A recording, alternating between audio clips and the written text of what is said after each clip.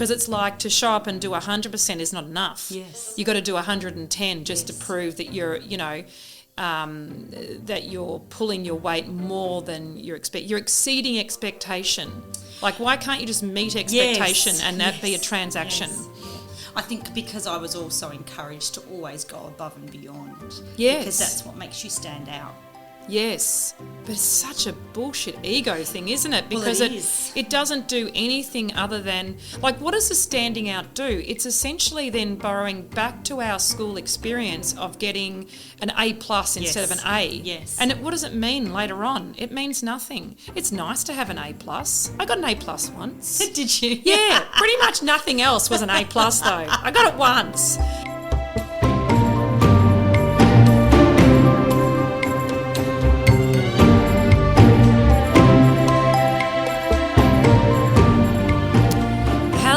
Quanta folks, and welcome to another episode of Fuck the Shoulds, Little Sister, Alchemising Education. I am Jodi from QuantiMama, and I'm joined by, again, one of my most favourite people in the world, Curious Quinn. Oh, it's always good to be here. Thank you so much, QuantiMama. So we are talking about when we were young today, because part of alchemising education is about recognising what we bring to our kids' education and then our viewpoints around that, how we approach the need for them to stay in their current education model despite how they might be appearing to us or experiencing life and perhaps not thriving as much as they could. And so there's a richness then when we consider their predicament or their schooling experience right now, particularly if they're not in a thrive state, of how we had our school experience. So what I want to do today is go back to what was it like when we were young. So we're going to have to brush away the dementia and Alzheimer's because we feel, that's right, the cobwebs, we feel very old, and think about our schooling experience and what that has meant for our lives, how we have ended up where we are now. The impact of it. What's been the impact? What's been the influence? And it's interesting, isn't it? Because we often, and our kids go, oh, back in our day, it's always that expression, and we put it down as if to say it's not relevant. Yes. Like our experience isn't relevant to today because it was so long ago. Mm-hmm. And to a certain degree, we would like to think we have progressed and we have learnt from those days, but we tend to want to hold on to them, don't we? Yes. So we're not going to hold on to them, but we are going to, I guess, talk about our experience and look at the value of what we did experience. Yes. Without holding on to the way it was done in the good old days. Yes. Would that be fair to say? Oh, I think so. I mean, look, there's no doubt that if we're talking, because obviously we're a certain vintage. Yes. Around the half-century mark, and one of the things that is such a stark contrast is that technology just dominates education everywhere. And I mean, that's even our experience from a homeschooling perspective. Like, I used to very much keep a lid on screen time with my kids and didn't know what was really happening at school. Turns out at school they use quite a lot of tech, which I didn't realise. I mean, this was in primary school. So when we then changed to homeschooling, I was like, holy crap, we're using heaps of tech. Like, you end up going to Google University to verify anything that might be of interest. So it's impossible to divorce education from technology, particularly for our kids these days. It is just enmeshed in the way they do daily life. Totally. So that's been a stark contrast, hasn't it? Huge, absolutely huge. We didn't have that technology which tended to take over from the personal attention that we would have got, or the personal feedback we would have got. Yeah. So I wonder if our education experience had more, I guess, stillness with learning, passive learning, like a teacher standing up at the chalkboard, writing stuff on there, you're sitting at your desk, handwriting down stuff because we didn't have computers and laptops and things like that at school either. So then there wasn't the same. It was literally passive learning where you would be receiving instruction and then playtime outside. Was that your experience of school? Yeah, absolutely. And I guess it was much more personal because you could sort of get the attention. You were actually, you had the eye contact, you had the ability to put your hand up and ask questions, listen to other people's questions. So there was a lot more, I think, interaction as a group. Now, of course, there's going to be those kids who say nothing and those kids who always take over and are always asking the question, but there was a lot more personal interaction. Yes. And then that just, I guess, carried through from being in the classroom setting where you were doing things collectively, because you would also do things in pairs or in small groups. And I'm sure that does still happen if I think about, what I've seen. But it's all focused around technology now. Yes. Like even those things that you do together, there's still the technology. I think that's the most stark contrast, which is why I feel so strongly about kids having playtime now. Like that is a huge part of my kids' daily life now. It's just playtime outside because we must counterbalance how much they are exposed to technology, even from the point of view of electromagnetic frequencies, because I just think that's a whole other conversation, but, it's creating a lot of disease. Excuse me, but one of the things that I really reflect on when I think about my schooling experience was there was no such thing as a dumb question. And, like that, I was one of the class jokes when I joined ambulance, because we had a little squad where we would learn to be good little paramedics. And there was only about 20 of us, but I was known probably a bit like you, I was known as a bit curious because I always had questions. But that was my experience of schooling, was I could ask questions and there was no such thing as a dumb question. And I've become even more comfortable with that as an adult. Of if I have a question, then it's my belief that in the universal field, there's probably someone else has got that question too. Totally. So I'm picking up on the fact that it's a question that's resonating with the group.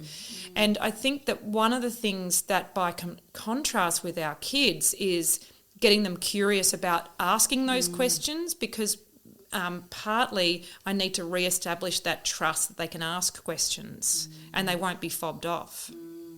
Were you always curious? Yeah, I think I was. I've always been one of those who, in a classroom or a group setting, if it would be listening to a guest speaker, or I've always been the one that's wanted to stick that hand up and just go, and one more and one more. So I've always felt this need to just be mindful of that and to allow others to have questions, because everyone's got some great questions, and I think questioning is really important. And I feel like if I reflect back on my primary school years, which is where I seem to be going at the moment, is that, there was a lot of opportunity just to sit and work with another person. I'm just thinking about the blocks that we used to use in math, or, where we would just sit there and we'd create little things and we would together work it out. So there's also that opportunity for teamwork that was just so natural as a part of our learning, was working together. Whereas I think, again, if we go back to the technology, was that, the technology has us doing it individually a lot more. So those skill sets that we developed in our early years of talking, listening, working together, trying different things, laughing together, learning from each other. Yes. I think that peer learning. That peer learning is so strong and fun. Yeah. I mean, there's also times I'm sure where everyone feels a little bit, oh God, I didn't quite get that, or, a little bit foolish, or a little bit, why don't I get that? And they do. But, that's, I think, not a bad thing in a way, because then there's that push to try a bit harder. There's that little bit of a push. Hang on, I'm not getting it now. What is it? So trying to really tune in and listen a little bit more. And so you would talk to your peers and create understanding through that too. And that, I mean, it's funny because one of the things that I believe, I'm a big fan of this, but it really works for me when I learn something, is a see one, do one, teach one. And I know that your beautiful husband has a way of saying, he's got a different phrase, but it's similar to that. But it's that idea of seeing or learning the skill and then having a kinesthetic experience and then teaching it. And so that's what I find is talking about something with someone is a way to solidify that or create greater understanding or filling out the details of learning that new thing. And I was just reflecting on what was school like for me. What are the standout things that I noticed and I want for my kids, and the standout things that I don't want for my kids. And funnily enough, the thing that just came through then was I still, at the ripe old age of 47, have a huge amount of shame about my school grades. And what those grades have done, like I was probably a B student when I could be bothered, but I really couldn't be bothered. I'm known as a one draft wonder. Like I just smash out shit, write stuff down and I go, yep, check for spelling mistakes, make sure punctuation's right, move on. I don't want to go through the editing process. I mean, you know that about me, right? I really am a one draft wonder. And I mostly ask it, but it doesn't really work for school, and certainly not, as a, say, a teenager in high school. So my marks didn't reflect, I think, my skill set if I had have been interested in having presence with that. And those marks, they were based on one teacher's assessment of what I'd done, and they have stayed with me. And what's really interesting is the overarching thing of what those marks have stayed with me and what they signify is that I'm not very smart. And that's quite surprising to people when they talk to me, because I come across quite confident. As we know, I'm a have a crack kind of gal, like anything. I was just saying to you, that yesterday I was teaching myself new skills to do with website stuff, and sometimes that's exhausting and sometimes it's great. But I will have a go at all those sort of things. So I don't shy away from learning new skills. But that has happened, that has evolved with no thanks to my schooling experience, because my schooling experience was very much, you're not very smart. So just choose something and stick with that and get good with that, but you won't ever set the world on fire. And if I can prevent my kids or in some way have a hand in softening that exposure, then I am so grateful, because it's been a real limiting belief that has stayed with me for, 35 years. That's a crap load of time to hang on to something that may or may not be true and it's based on someone else's bloody opinion of, one essay or one bit of schoolwork. It's nonsense. And as we know, the curriculum is set out for us as to what we need to learn, whereas your choice, say by going through and learning about a website, is what is your motivation. Yes. So, and the way you can assess whether you've learned it or not is whether the website's up and running, or whether it's got all the material on there that you're looking for, or it's got all the different sections that you need. And then you're motivated to work on that section or write about that or learn about it. So the grading system, I think, as you've sort of put it can be very limiting. It really can, really limiting and very detrimental to one's love of learning. So, I focused for my kids on always was about effort rather than the grades. I've never wanted to focus on grades, because I do feel like if they've given their best, then that's all that matters. But those grades are so important to the system. Yes, because that's right. Their measure as well as to whether their students are hitting the mark or not. So, and whether the system is successful. Correct, and whether the system's successful. Yeah, it's actually not an assessment of the child's understanding and learning. It's a critique of the system. It's a quantitative assessment. So I think the grading system has been it's there from the very beginning, isn't it?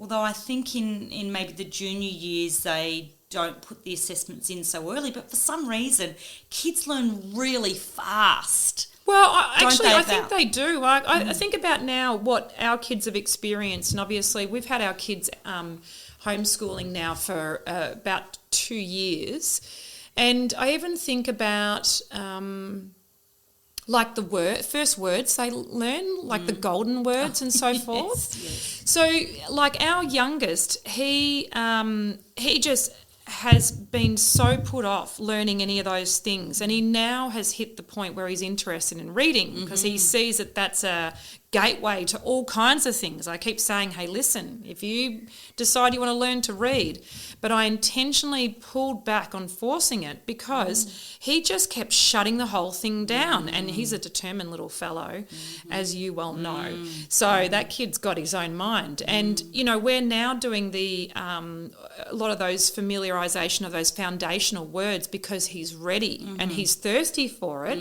But when we push that in his first year of school, he was completely resistant to it. Now, that was considered then a mark of him being unsuccessful because he wasn't learning those words. The kid's switched on. So it's not an intelligence thing. We know he's a devious little bugger, so he's very creative and very forceful and very intentional. So it's not his intellect that's the problem, it was a willingness, which is, I guess, what you're picking up on. And I think that some of the stuff that happened when we were at school didn't have the same, it didn't feel like there was the same requirement to hit those markers. I certainly don't remember golden words and red words and blue words and purple words when I was in primary school. I remember early readers, but it didn't have the same, I guess, weight of expectation to hit those same words. But I still feel like from a very young age, because we're in that classroom setting and we've mentioned it before, but there's always this maybe a curiosity to say, well, where are you up to?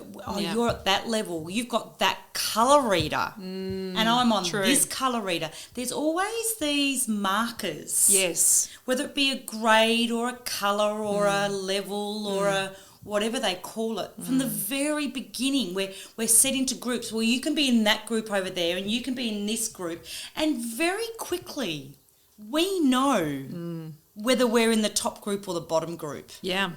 So regardless of whether it's an A, B or a C, we still know where we sit. And from a very, very young age, I mean, kindergarten doesn't do that. That's right. But as soon as you go into prep, the assessment starts. So then there is this part of us that is always comparing. Always. And it doesn't matter what year level we're in, there's always this, where am I at compared to them? And, they're the smart ones and they're the, like we label so early. And with that labelling comes the limitations. And then comes the, I'm not good enough, or I want to be more like them, rather than accepting our own beautiful wisdom and the things that light us up as an individual. So very early on we are put into the collective. Oh, and the weight of that as well. I mean, it's just, so then we think about how do we alchemise education to not put that weight on children at such an impressionable age. And I also reflect on,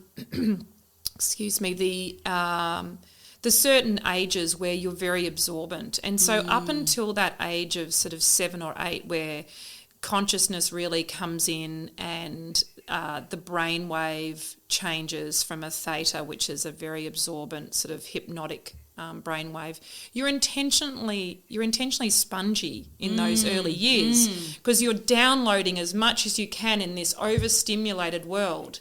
And so, I think about the way our education system was when we were having the experience all those moons ago and what it is now, and how do I draw the really juicy, nourishing parts of our educational experience and bring it into my children's experience now.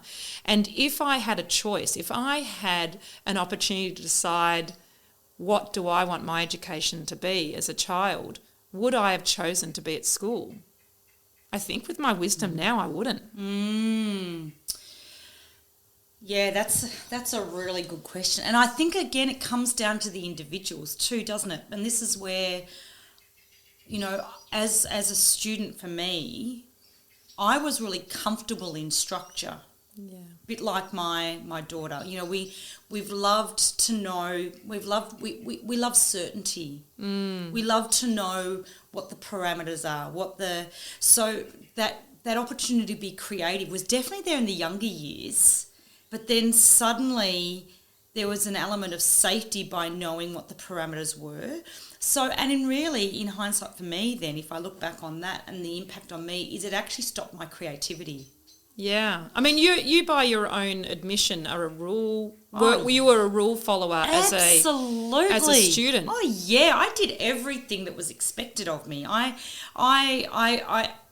loved just being, in those guidelines and just knowing what I had to do and just working towards that. So there was no room for curiosity and creativity. That's the thing I think for me personally was really limiting for me, because I think there was a part of my personality that was drawn to that certainty, that safety, that knowing what the rules were, knowing what I was expected to try and work towards. But it didn't develop that curiosity and that creativity in me. Because you're in a containerised environment. Correct. So that for me, I think, was really limiting. At the time, I didn't know it. At the time, I felt okay with it. And it wasn't until I sort of went through life and, you know, became a mother and then went, hang on. That's life's great university. Oh, it has been the best university, the best learning environment for me. Bloody hard. Yeah, I wouldn't give it a 5-star review. But it's where the gold is, isn't it? Yeah. You know, I kind of realised that that's where my growth has been greatest, is that university of life. So I was really happy in that container. Yes. Really happy, because I wasn't challenged as much, I guess. Everything was safe and easy and done for me and prescribed for me. And then suddenly I was at home with 2 children and I had to find my way, and it was bloody hard. And that's when I think I realised that I didn't have that creative element as much as I would have liked. I would tap into it through raising the kids with their own, you know, willingness to be creative. But I wasn't one of those mums that loved sitting down and, you know, creating a piece of art with the kids and just having fun with them, because I didn't know how to function within that creative, curious, open space. It's a creativity that's there by service, isn't it? Because you're shepherding young children and you know, meeting their needs. So it's purposeful, and I guess it still has edges to it. It's not that free-flowing. So I'm just curious about, I guess, when you reflect on school as a holistic thing, or, you know, what happened for our experience, and you look at the skills or the creativity or how you roll in your daily life, would you say that that you could have reached where you are with a totally different school system or educational system? I think that I have placed, I'll say me, I've placed limitations on myself because of the fear of not being good enough. And I think that came out of the fact that I was so used to being in a controlled environment. And suddenly I'm trying to find my way outside of a controlled environment, outside of maybe social norms and social expectations. So here I am now in my 50s, yes, and trying to rediscover myself, which is much harder when you've got so much programming behind you. And I really wish now that I was able to be a bit more free-flowing and more creative and more braver around just going with the flow and just trying something new. Whereas I feel like I am restricted by that fear of free flow. Yeah. So it's an interesting thing because, with my loving gaze upon the way you conduct yourself, I see a lot of bravery and a lot of creativity. So it's interesting how that inner critic is still very strong. I certainly use my schooling experience to motivate my and inform my decision making around how I shepherd my kids' experience now. And I think that once we made the decision to give the kids the option to homeschool, it's not like we said you're going to homeschool. We invited them. Would you like to? And it was a resounding hell yes. So even with all those decisions, I want for my kids to get to that place exactly like you're talking about, where they can allow their true essence through with the minimum amount of limiting programming that keeps them silent and still and containerized, so that they can just be the best version of themselves and be happy about that, not give that inner critic that voice. Correct. Yeah, it's that inner critic that's so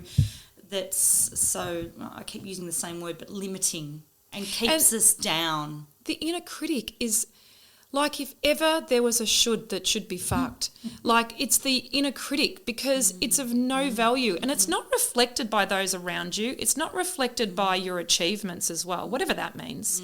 It's almost a materialistic thing. But, like the legacy of this life, I don't think we're just this, skin and bones that everyone sees. I see that our energy field is much greater than that. But I do still think there is an opportunity for experiencing life and everything it is to be human and have the existence of being human and all the emotions and energy associated with that. And with that, we contribute to our community and our society in some meaningful way, whether that's leaving people in a better place or touching people with our heart. That did sound dirty, and I didn't mean for it to go dirty so quickly, but you know what I mean, that connection. It's, so...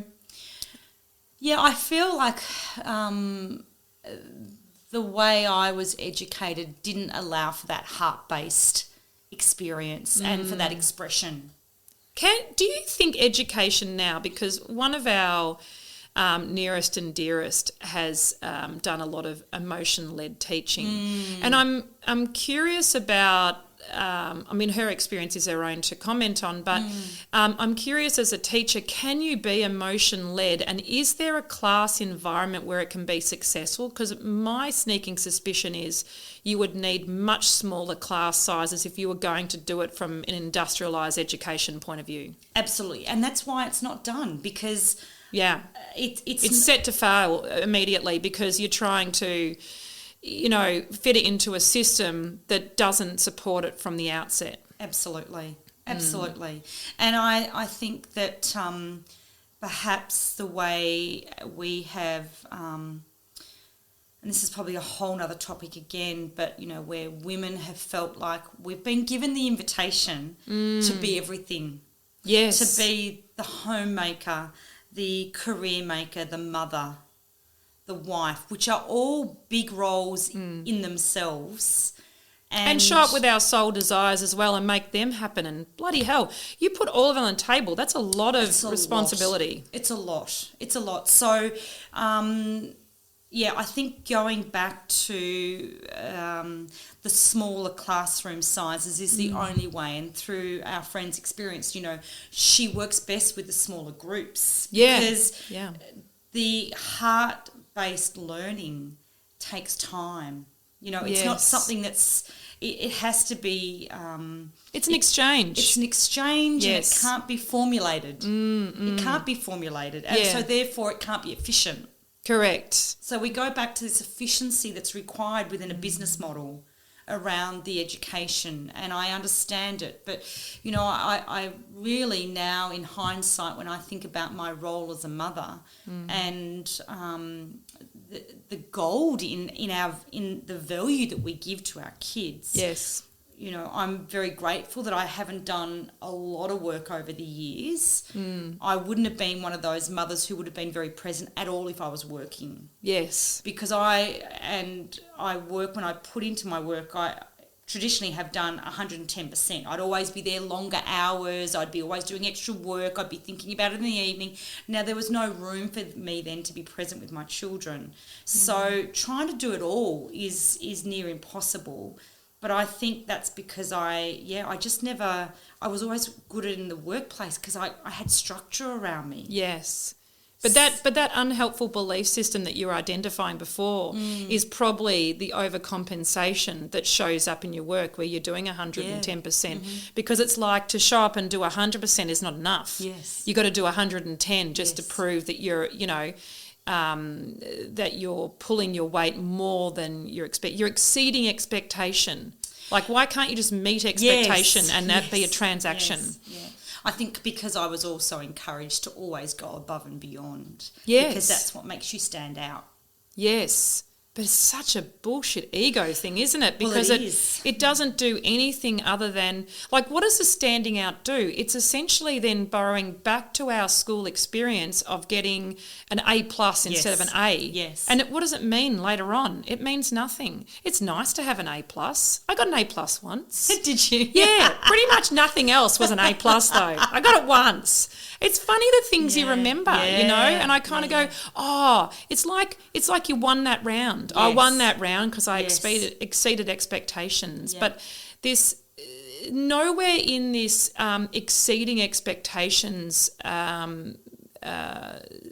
sort of situation do we ever say, well, what about the individual? Have they met their own needs? Have they exceeded their own needs? Do you know what? Something that was really a stark realisation for me recently was when we went to our Year 12 graduation. And even walking into that, I felt a little bit like, oh, what's this going to be like? Because it was all about celebrating the high achievers. All the awards, all the ones for each subject that got, the accolade for being the highest achiever. Nowhere in any of that was there a celebration of the individuals.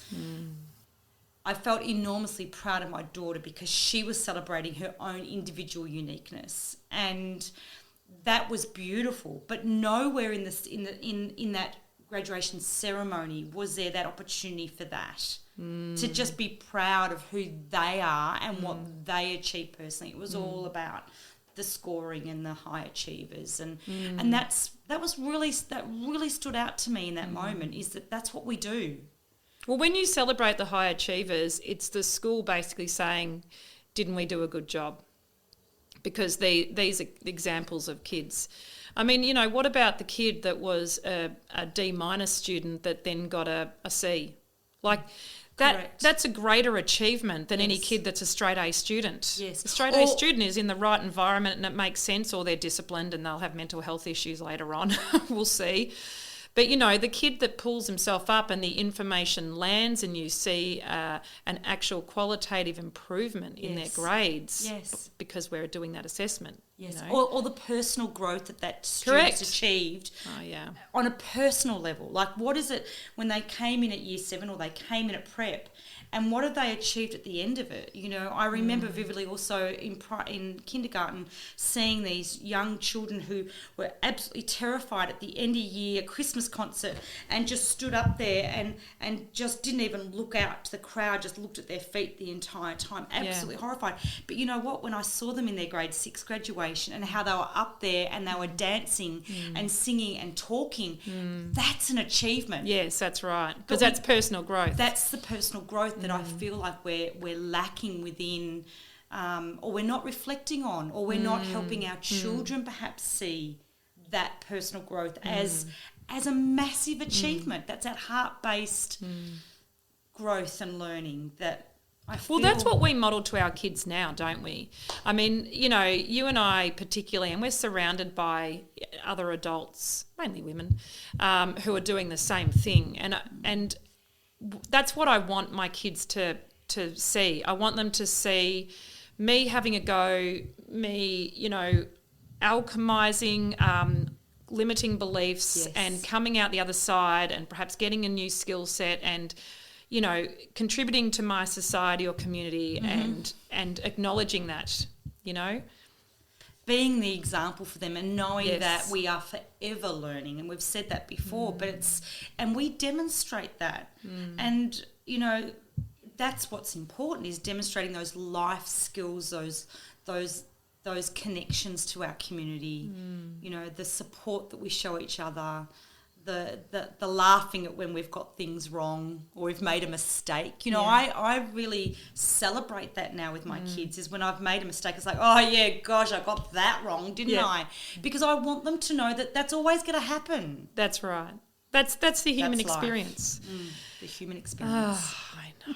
Good stuff. Well, good to dust the cobwebs off and just travel back in time and revisit that time, and would you do it differently? Would you not do it differently? Look, it's all part of that richness of being a human and having that experience. And if you can take the wisdom from that and apply it to your life now, then that is the ultimate marker of success. Absolutely. Until next time, Curious Quinn, thank you again for your delightful company.